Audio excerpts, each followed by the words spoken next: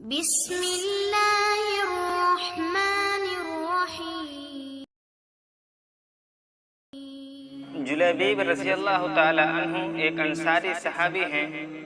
نہ مالدار تھے، نہ کسی بڑے خاندان سے تعلق رکھتے تھے اور نہ ہی کسی عہدے پر فائز تھے۔ رنگ بھی سانولا تھا، رشتہ دار بھی زیادہ نہیں تھے، لیکن عشق نبی سے سرشار، نبی کے لیے جان دینے والا، وہ انہی پھٹے پرانے کپڑے میں آپ صلی اللہ علیہ وآلہ وسلم کے پاس آتے، تعلیم حاصل کرتے اور صحبت کا اثر قبول کرتے۔ ایک دفعہ آپ صلی اللہ علیہ وآلہ وسلم نے انہیں شفقت بھری نظروں سے دیکھا اور فرمایا، جلیبیب تم شادی نہیں کرو گے؟ جلیبیب رضی اللہ تعالی عنہ نے کہا، حضور مجھ سے شادی کون کرے گا؟ پھر حضور صلی اللہ علیہ وسلم فرمائیں، جلیبیب تم شادی نہیں کرو گے؟ انہوں نے وہی جواب دیا، حضور بھلا مجھ سے شادی کون کرے گا؟ نہ مال و دولت ہے نہ گھر بار۔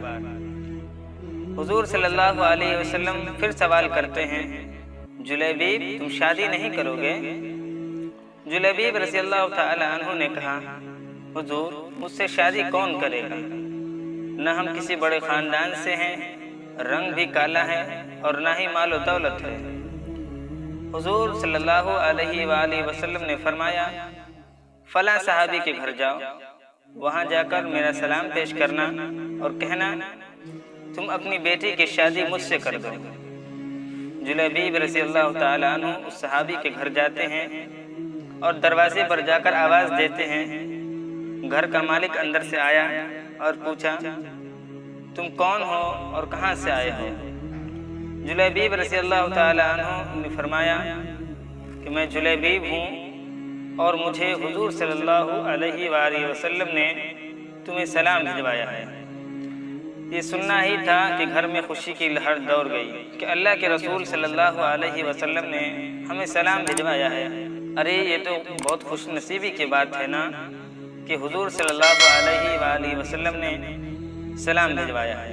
جلیبیب رضی اللہ تعالی عنہ نے کہا، آگے بھی سنو، حضور صلی اللہ علیہ وسلم نے تمہیں حکم دیا ہے کہ تم اپنی بیٹی کی شادی مجھ سے کر دو۔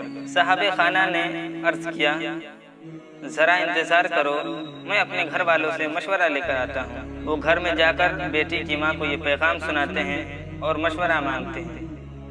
تو بیٹی کی ماں نے بولی، نہ ہم اپنی بیٹی کی شادی کسی ایسے شخص سے نہیں کریں گے جس کے پاس نہ تو مال و دولت، نہ گھر بار اور نہ ہی کسی عہدے پر فائز ہے۔ ان کی نیک سیرت بیٹی بھی گھر میں ہونے والے مشورے کو سن رہی تھی اور جان گئی تھی کہ کس کا حکم ہے، اور سوچنے لگی، اللہ کے رسول صلی اللہ علیہ وآلہ وسلم اس رشتے پر راضی ہیں تو یقیناً میرے لیے اس میں کوئی بھلائی اور کوئی فائدہ ہے۔ وہ اپنے والدین کی طرف مخاطب ہو کر کہنے لگی کہ آپ لوگ اللہ کے رسول صلی اللہ علیہ وآلہ وسلم کا حکم توڑنا چاہتی ہیں، مجھے اللہ کے رسول کے حوالے کر دیجئے، وہ جہاں چاہیں اپنی مرضی سے میری شادی کر دیں، کیونکہ وہ مجھے ہرگز ضائع نہیں ہونے دیں گے۔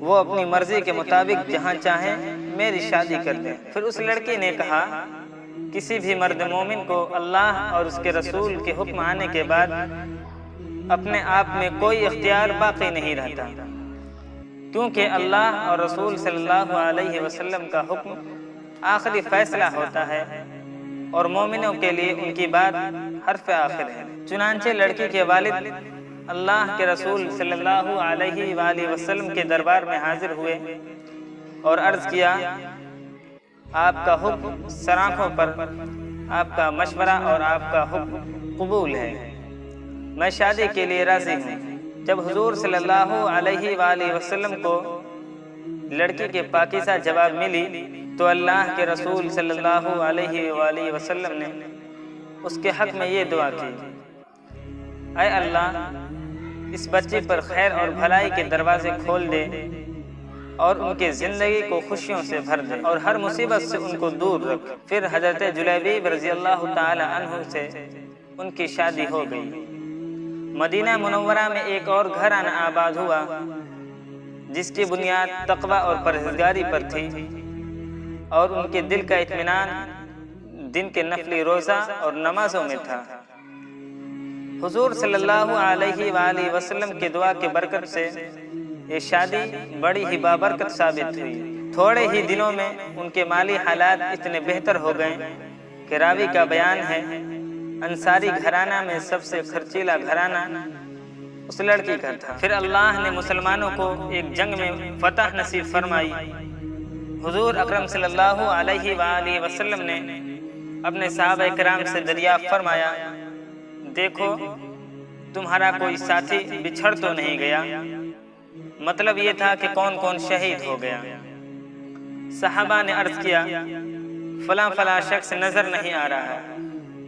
پھر حضور صلی اللہ علیہ وآلہ وسلم فرماتے ہیں، مجھے جلیبیب نظر نہیں آ رہا۔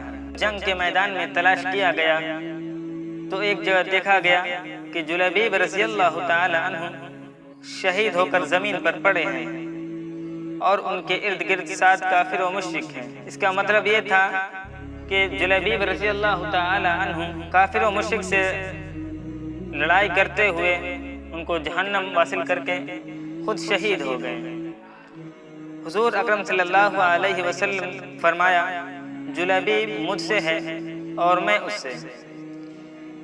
پھر جلیبیب رضی اللہ تعالی عنہ کے لیے قبر کھودی گئی اور حضور صلی اللہ علیہ وآلہ وسلم اپنے دست مبارک سے ان کو قبر میں رکھے۔